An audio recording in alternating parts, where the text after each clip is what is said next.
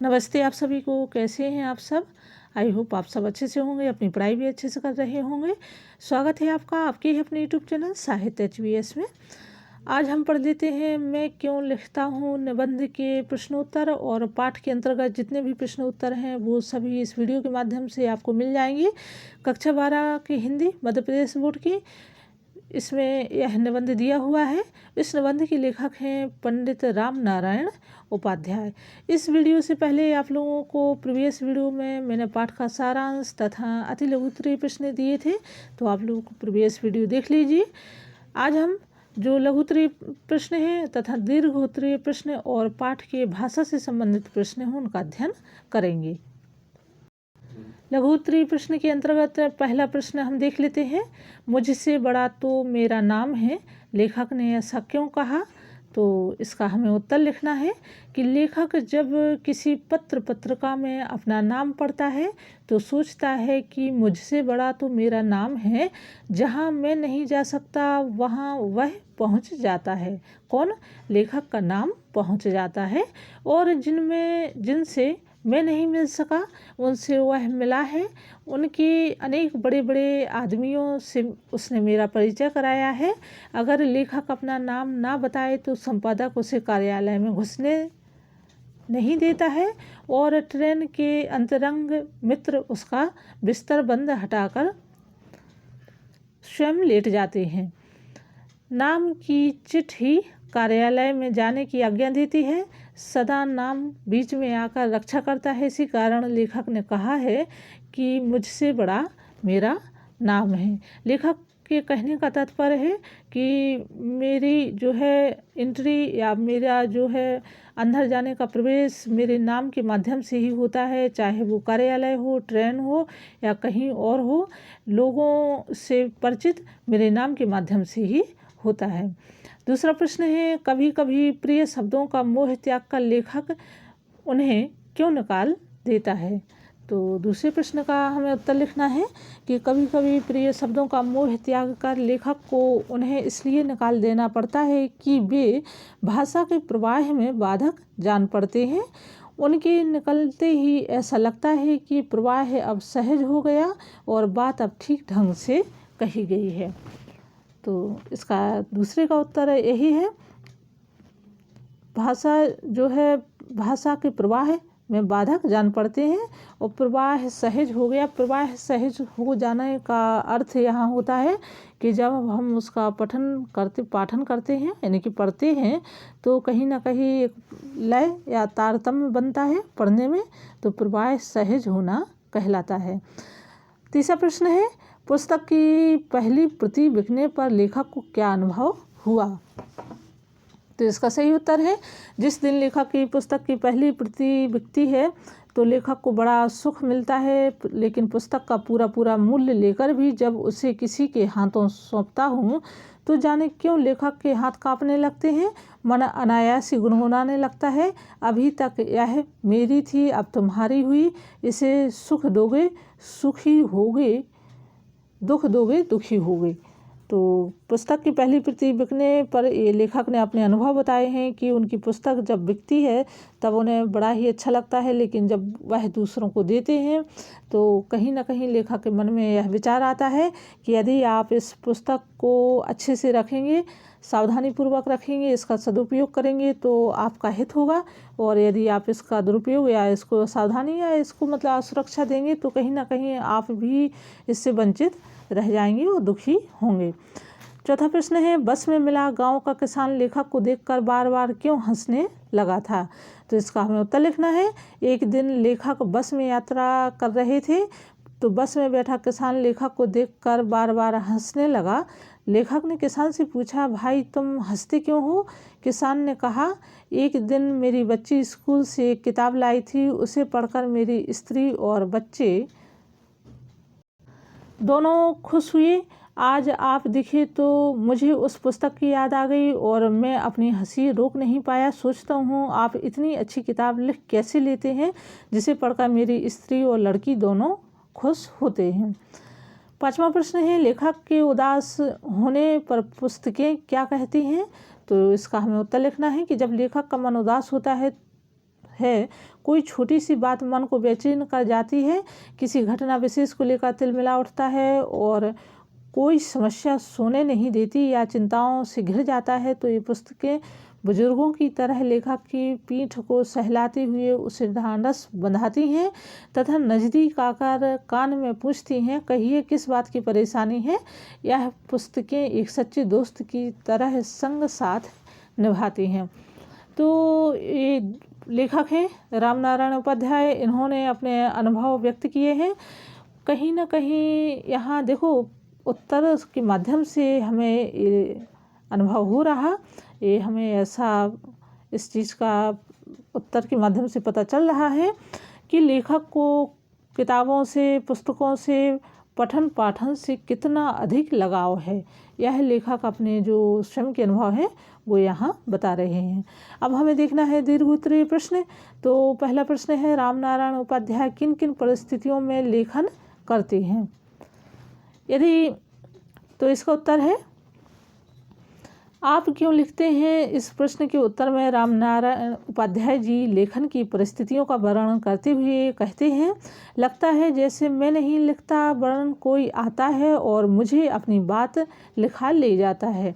बहुत बार चाहकर भी लेखक नहीं लिख पाता और कभी कभी ऐसा जोश आता है कि रात में सोते से जागकर मन की बात लिख डालता है। विचार आते ही खाना पीना, सोना बैठना छोड़कर विचार का छोर पकड़कर रचना तैयार कर ली जाती है। इसके विपरीत कभी कभी लेखक रचना को पूरी तरह मन में तैयार कर लेता है, मन की तस्वीर कागज़ पर उतरती चली जाती है। उपाध्याय जी को लिखने के लिए किसी खास समय या बाह्य साधन की आवश्यकता नहीं होती है। जब भी मौज आती है, बिना किसी टेबल कुर्सी या चाय की प्याली के खाली ज़मीन पर बैठकर पैर की सीट पर दफ्ती जमा लिखने में आनंद आता है। यहाँ पर ये बताया है कि जब मौज आती है, यानी कि जब उनके जो भाव हैं, जो उन्हें उनके यह सोच जो है लेखन के प्रति रुझान उनका होता है, तो बिना किसी टेबल कुर्सी या चाय की प्याली के, यानी कि खाली ज़मीन पर ही वो कैसे गोदी बना करके बैठ जाना और अपनी कहीं ना कहीं पाँव को दफ्ती जमा लेना और फिर उस पर लेखन कार्य करना में लेखक को जो है आनंद आता है। हाँ, लिखते समय एकांत की ज़रूरत होती है। लिखने के लिए लेखक को किसी के आदेश की आवश्यकता नहीं होती। वह खेत की मेड़ पर बैठकर खेतों को निहारते हुए लिख लेता है। स्टेशन से घर लौटते हुए 8 मील की दूरी तय करते हुए ही विचारों में लिख जाता है, लिख लेता है। नींद न आने पर रात्रि की शांति और आकाश के तारे लिखने में सहायता करते हैं। कोई अच्छी बात दूसरों तक पहुंचाने के लिए लेखक लिख लेते हैं। मनुष्यता पर प्रहार होने पर लिखना पंडित जी का स्वभाव है। उपाध्याय जी स्वयं कहते हैं कि लेखन उनके जीवन का अविभाज्य अंग है, जो वह लोगों को आत्मसात करने के लिए लिखते हैं। साथ ही लेखक को आत्मदान का सुख मिलता है। अंत में लेखक कहता है कि वह इसलिए लिखता क्योंकि वह लिखे बिना रह नहीं सकता है। कहने का मतलब है कि लेखक जो हैं, उनके लेखक रामनारायण उपाध्याय, उनकी लेखन के प्रति उनका रुझान, उनका झुकाव बहुत अधिक था। इसलिए जहाँ भी वह जाते, जो भी कार्य करते, उसमें कहीं ना कहीं उन्हें कुछ ना कुछ लिखने के लिए मिल जाता।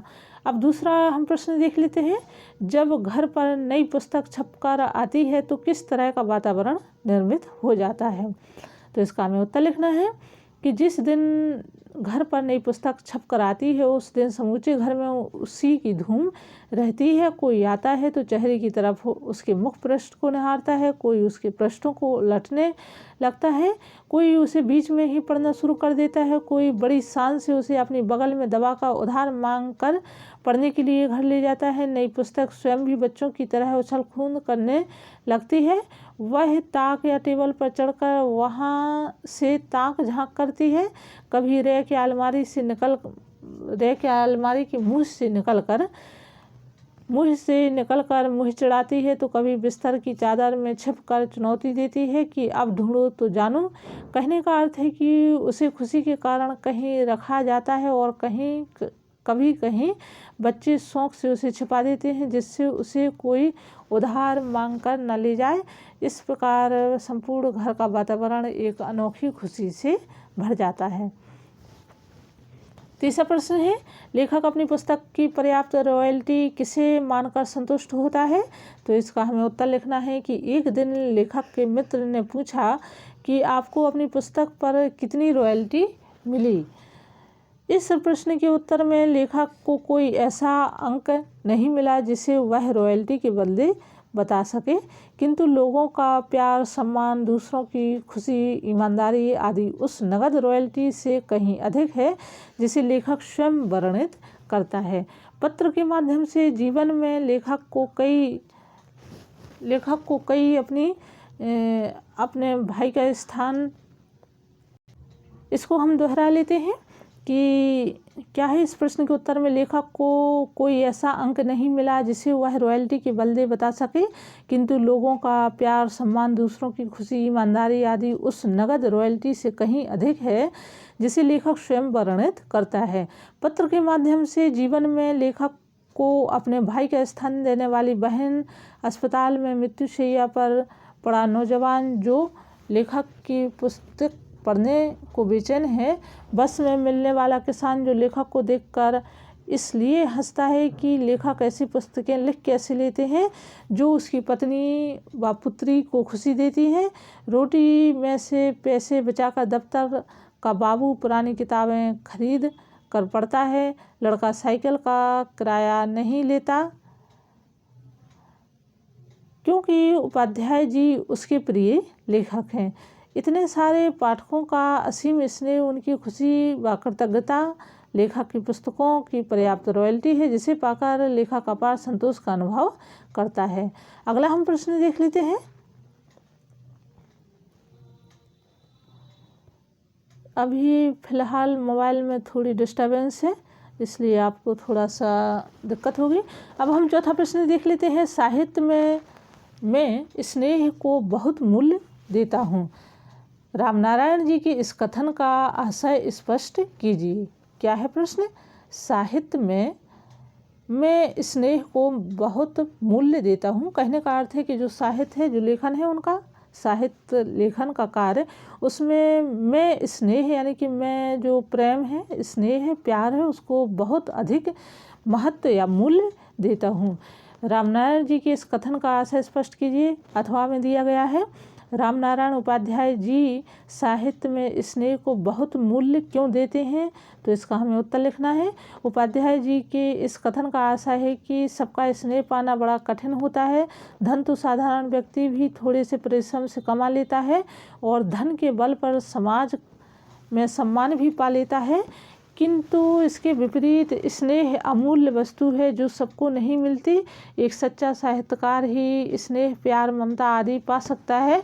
इस कारण रामनारायण जी लेखकों की मित्रता को पसंद करते हैं, उन्हें धनवानों की संगति पसंद नहीं है। साधारण से साधारण साहित्यकार भी लेखक को आत्मीयता प्रदान करता है, उसका कारण है स्नेह। इसी कारण लेखक ने साहित्य में स्नेह को बहुत मूल्य दिया है। अगला हम प्रश्न देखते हैं। पांचवा प्रश्न है, लिखना मेरे जीवन का अविभाज्य अंग है और अपने आप को अधिक से अधिक आदमियों के साथ आत्मसात करने के लिए ही लिखता है। लिखने में मुझे आत्मदान करने की तरह सुख मिलता है। उक्त गद्यांश को पढ़कर पूछे गए प्रश्नों के उत्तर दीजिए। तो यहाँ पर एक गद्यांश है, पाठ और लेखक का नाम लिखिए। यह कथन किसके द्वारा कहा गया है? तो पाठ और लेखक का नाम, पाठ का नाम है मैं क्यों लिखता हूँ, लेखक का नाम है पंडित रामनारायण उपाध्याय। यह कथन लेखक पंडित रामनारायण उपाध्याय द्वारा कहा गया है। और आत्मदान से यहाँ क्या तात्पर्य है? तो आत्मदान का शाब्दिक अर्थ है आत्मापरण। दूसरों के सुख के लिए अपने सुखों का त्याग करना ही आत्मदान है, जिसको करने पर अपनी ही आत्मा को अपार सुख मिलता है। तो इसका आत्मदान का यह अर्थ हो गया। अब हम भाषा के प्रश्न देख लेते हैं। तो यहाँ पर पहला प्रश्न है भाषा के अंतर्गत, निम्नलिखित प्रत्ययों से दो दो शब्द बनाइए। अब यहाँ पर प्रत्यय दिए गए हैं। प्रत्यय और उपसर्ग कक्षा 12 के स्टूडेंट के लिए और 12 की परीक्षा, कक्षा 12 की परीक्षा में आ जाते हैं। तो प्रत्यय क्या है? जो शब्द जो प्रत्यय है, वर्ण है, वो क्या है? शब्द के अंत में लगे उसे प्रत्यय कहते हैं। तो यहाँ पर है ता, कार, बाला, पन और एक। तो ता का क्या है? मृत्यता, सरलता, एकता, ठीक है। कार है तो दस्तकार, कलाकार।